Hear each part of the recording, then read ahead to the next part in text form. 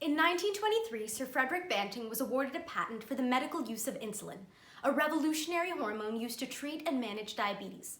Although he could have easily made millions from his discovery, Banting instead sold the patent back to the public for only $1. As a physician and a man of integrity, Banting worked to ensure that patient well-being and accessibility was always put first. Unfortunately, it is becoming clear that Banting's dream is no longer viable in the current pharmaceutical climate. With soaring drug costs, morally gray corporations, and ignored unprofitable avenues of research, North America's pharmaceutical industry has strayed away from its initial duty to serve the public, instead prioritizing profits over patients. As stated earlier, insulin is a life-sustaining hormone for an otherwise lethal medical condition. People suffering with diabetes often depend on insulin at some point in their lifetime, requiring anywhere from 2 to 6 vials a month. In 1996, a typical month's supply of insulin might cost $60 in the US. However, with the rapid expansion of Big Pharma over the past decades, it looks like a lot more like $900 these days.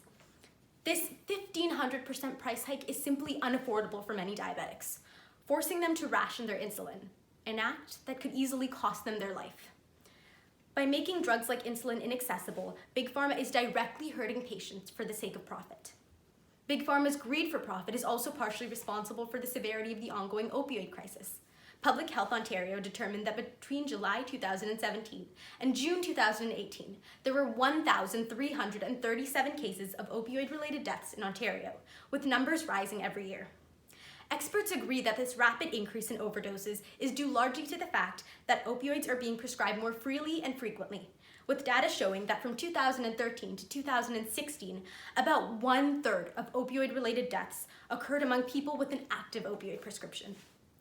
With irresistible marketing campaigns and generous donations, it's easy to see how hospitals have been coaxed into signing contracts with opioid producers, such as Purdue Pharma, the manufacturer of the oxycodone drug OxyContin.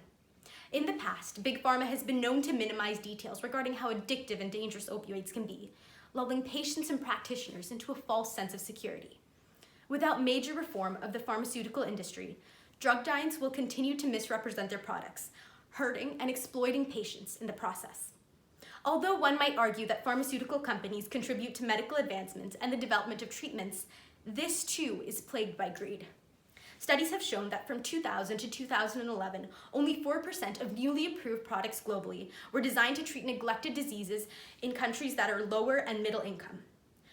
In addition, it has been found that 78% of FDA-approved pharmaceutical patents are placed on profitable medications that already exist.